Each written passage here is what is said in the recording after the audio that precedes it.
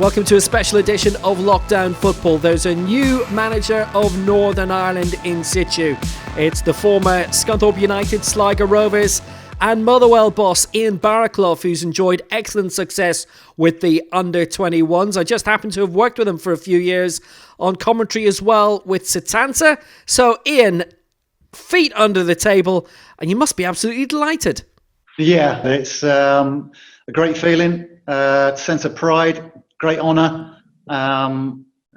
It's one of those feelings that you maybe never thought you'd experience, but no, I was delighted to receive the call and offered the role, and it was one of those that you were never going to turn down.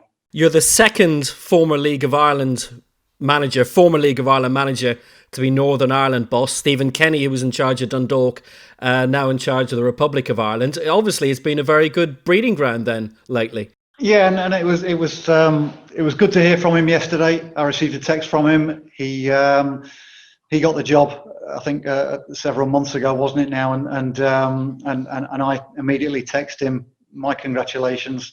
And likewise, it was strange. I said it would be good to lock horns again in November, or the possibility of it. And we had some good tussles as managers. I think he would allow me to say that I think I got the better of him on a couple of occasions in a cup final, and obviously when he was at Shamrock Rovers. But he managed to turn the tables just as I was leaving Sligo, and took Dundalk onto great things. So it was it would be nice to meet up with him in November, because that means that we've beaten Bosnia.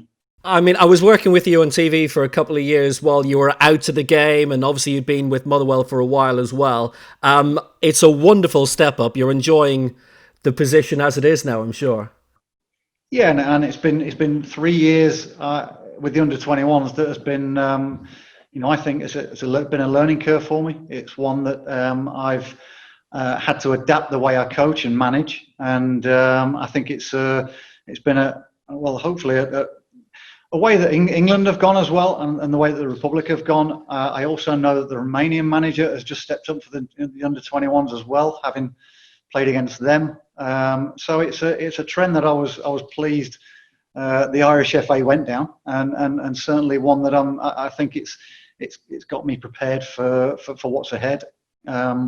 I also allowed me to get to know a lot of the characters amongst the group, the players, certainly the staff as well. But there's also then a bit of continuity for younger players coming from the under-21s. They're hopeful of making the next step up into the seniors, and hopefully they see it as a friendly face there. And you find Northern Ireland in a good place at the moment, having been in the last Euros, being in the playoff semi-finals now for Euro 2020.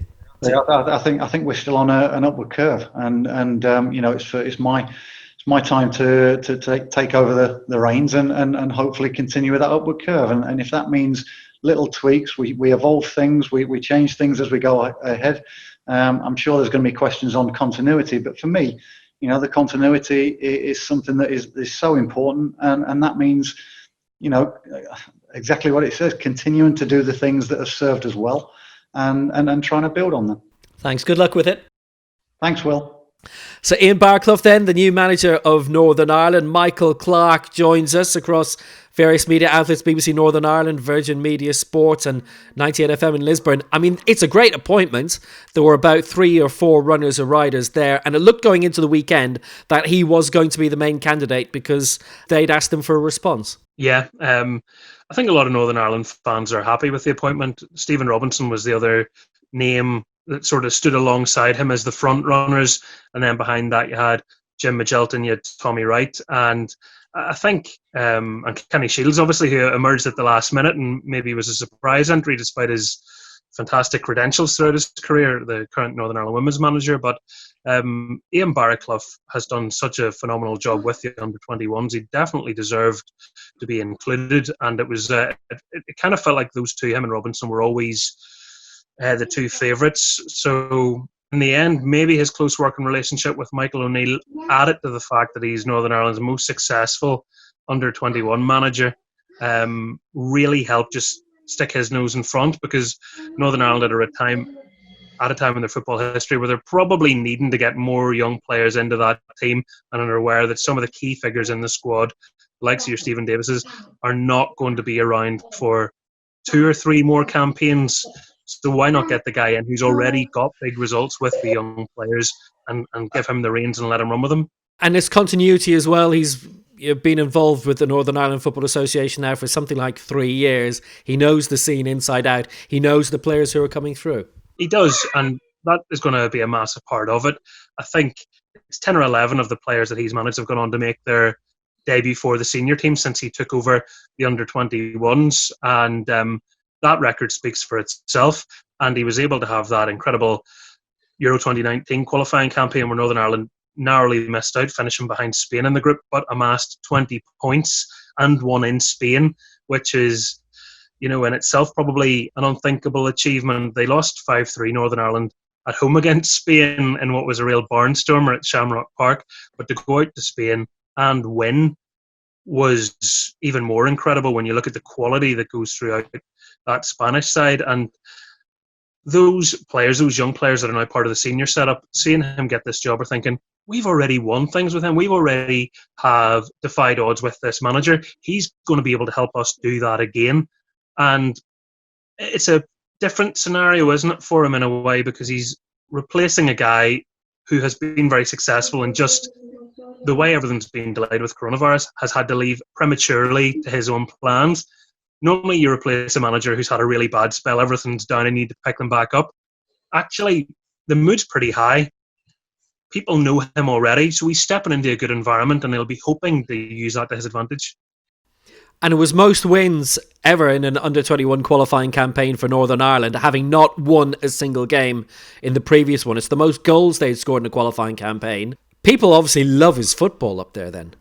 Yeah, exactly. I mean, I was lucky to cover that campaign, and I think it was all but one of the home matches. And what struck me is the versatility, because he had different formations for different teams, and maybe you would have thought, oh, he's just going to play the exact way Michael O'Neill wants him to play, and they're going to try and be like a younger carbon copy so that it all just translates. But no, he was very much his own manager, wasn't afraid to be adaptable, change things in a game if it wasn't working, and also respond to the fact that as an under-21 manager, your team are going to call up your best players from time to time, and then you're going to go, oh right, I don't have Paul Smith, I don't have Gavin White, I don't have Bailey Peacock-Farrell, right, what do I do without some of my best attacking players and my goalkeeper?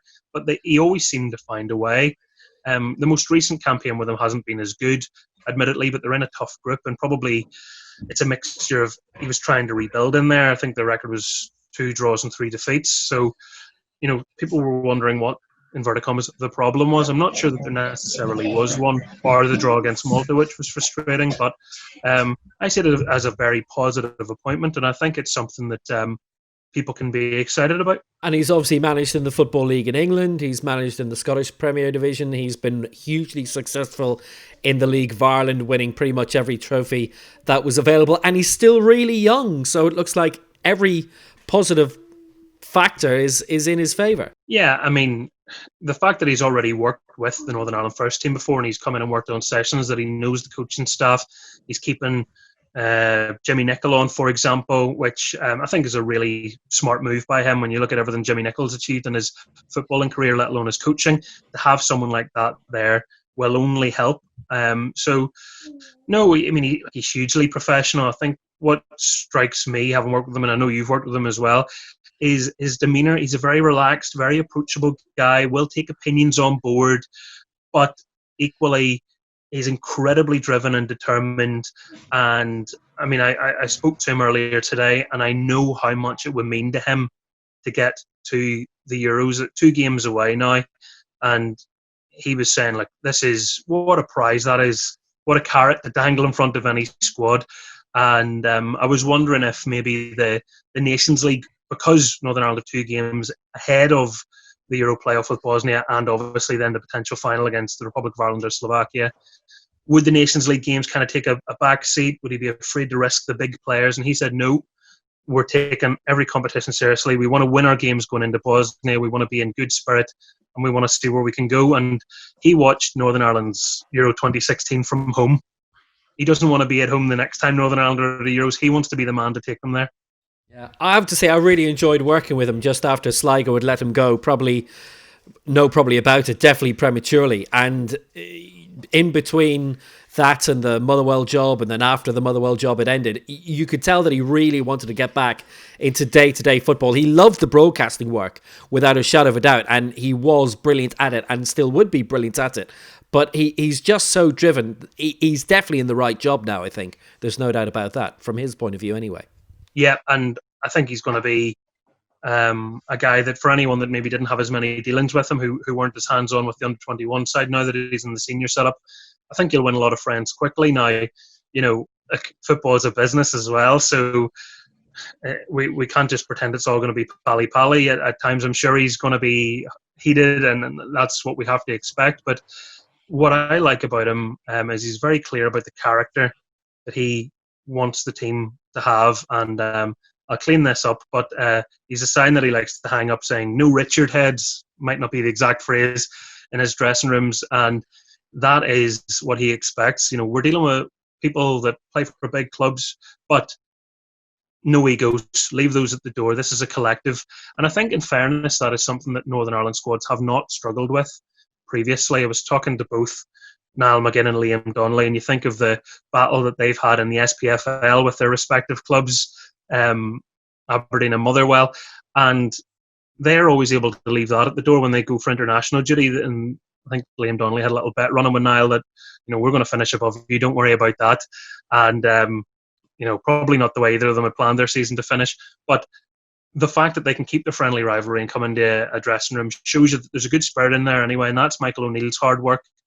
And Ian Baraclough, who, anyone that went to functions where both managers were at, they were always beside each other, they were always talking, they were always expressing their ideas, and that's exciting because he's obviously picked Michael O'Neill's brain, and Michael O'Neill's a hugely popular manager for Northern Ireland fans for all that he's achieved. That's stating the obvious. And Ian Baraclough seems like a natural successor. And from speaking to Liam Donnelly, because obviously he plays under Stephen Robinson, I had asked him, well, kind of what's the difference? And that's, I guess, what a lot of Northern Ireland fans are wondering. What's the difference between the two? What put one ahead of the other? And Liam's answer to me was, do you know what? They're pretty much the same in terms of they're very analytical, very tactical, very specific. It's probably slightly a personality thing.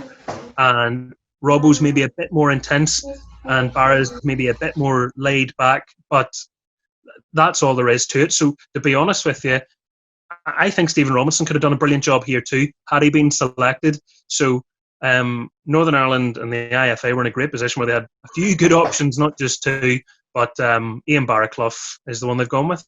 Yeah, there's something that he mentioned during the main press session earlier today at Windsor Park that Michael O'Neill had said to him, you'd better get ready for the top job and stuff like that, which he took to be, just a joke, a quip and so on, a throwaway line. Do you think Michael O'Neill might have had a little bit of influence before he left, just to say, I'm departing, but I'll tell you what, he would be a very good choice to succeed me? I wouldn't put it past him. Michael O'Neill is a very shrewd operator, and if he has an opinion, he's not behind the doors about it, for better or for worse.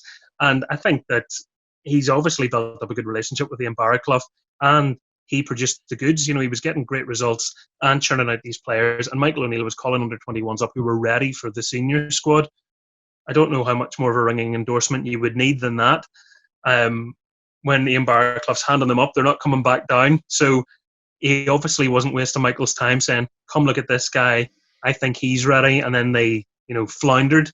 They were ready to take their chance, and a couple of them took it in ways we couldn't imagine. Gavin White scoring on his international debut with his first touches, stuff of fairy tales. When you think of this as a guy that came through the ranks in the Irish League, and people were wondering what would he be like across the water, let alone what would he be like as an international footballer. So they've both had their part to play in his success story. So continuity is the word that's been probably mentioned almost to death today, but it's clearly been mentioned for a reason, because they do see it as the perfect continuation of both managers' successful work. Thanks, Michael. So when it's Northern Ireland against the Republic of Ireland in the playoff final, we'll have you back on. But until then, thanks very much. I look forward to it. So that's it for now. The regular edition that was due to go out this morning, actually, a remarkable interview we did 9 a.m. Monday morning with Jan Kermagant. That's coming out tomorrow. In that, you'll hear about how he lost 4 years of his life through leukemia, how he went into professional football at the age of 24, and how his playing career in England was almost ended after a couple of months because he was frozen out by a lot of the rest of the squad at Leicester City. And hopefully you can join us tomorrow for that. But until then, from this special edition, it's goodbye.